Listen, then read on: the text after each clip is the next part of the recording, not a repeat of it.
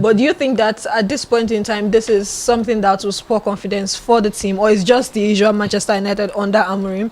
They get one win, a reset, and then that guy still needs to get a haircut.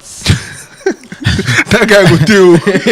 I think it's a spur of the moment thing. I think it's just adrenaline facing a top side. That's always happened with Manchester United. You saw what they played against Arsenal. If big teams are coming to town, you'd always want to play your best. And I think also the red card to Sanchez also gave them like a bit of confidence. And they were also playing at home, even though they were not categorically better than Chelsea on the day. Even when it was 11 versus 10, you could see if I could assure you that if Enzo Maresca probably just one change, just bring in a defender, probably take out just only Esteval and just observe the game, observe the flow of the game for the next 20-30 minutes. You could even play 1-0 like that till probably the end of the first half, and then you'd have probably come back into the game. So I feel like it was an act of cowardice by Maresca, just like what Timothy said. But I also feel like on the side of Manchester United, you couldn't see a clear game plan, right? And I felt like even at 11 versus 10, you couldn't see the way they wanted to play, right? A coach is supposed to have a bit of philosophy, a bit of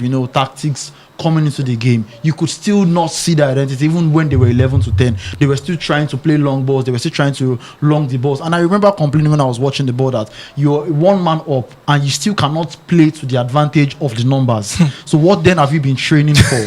Because to be honest, even 11 versus 11, there are teams that would dominate you, play ball, and then you can just see that this team, they're trying to beat out of the press, they have a style of playing, get the ball left, triangle and all of that. These are like training ground stuff that you see that have been reciprocated on, that have been recreated on the field of play. But even with 11 to 10 man, Manchester United could not say this was our way of beating Chelsea's press. This is our way of walking the ball to Brian Mbeumo. This is our way of trying to get Sesko on the ball. All they wanted to do was just continue lobbing the ball and hoping for a miracle to happen. You don't take advantage of numbers that way. Football is a game of positions, right?